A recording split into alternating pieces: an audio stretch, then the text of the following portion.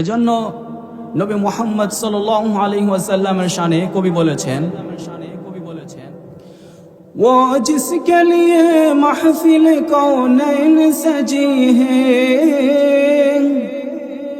फिरदौस बारी जिसके वसीले से बनी है, वो जिसके लिए महफिल कौनैन सजी है, फिरदौस बारी जिसके वसीले से बनी है, वो हाशमी मक्की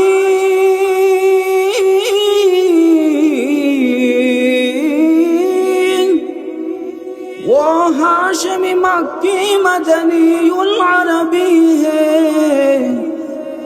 वो मेरा नबी मेरा नबी मेरा नबी है,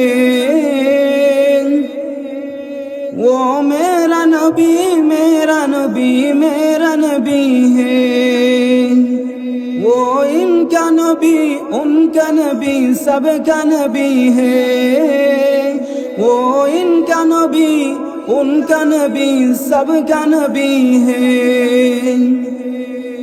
কবি বলতেছেন যে যার ওসিলা দিয়ে আল্লাহ সুবহানাহু ওয়া তাআলা দুনিয়া এবং আখিরাতের এরকম আয়োজন করেছেন, তিনি কে?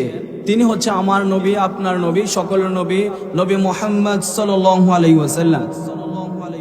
মুহতারাম হাজিরিন, প্রত্যেকটা বক্তব্যের একটি আলোচ্য বিষয় থাকে। হামদ সানা শেষ করার পর এখন আমরা আলোচ্য বিষয়ের দিকে যাব। আজকের আলোচ্য বিষয় হচ্ছে কোরআন নিয়ে। আমরা দেখব যে কোরআন আমাদেরকে কি বলে। আল কোরআন হুয়া কালামুল্লাহ, এটা হচ্ছে আল্লাহর কালাম। আপনি যা বলবেন তাই উত্তর দিবেন।